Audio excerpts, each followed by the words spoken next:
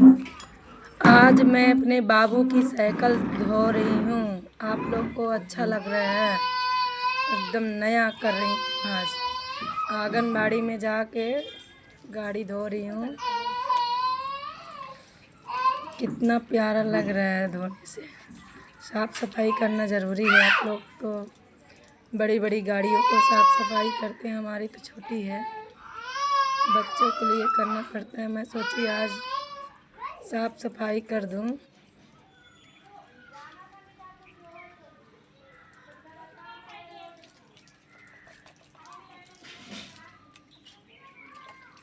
गाड़ी धुलाई है।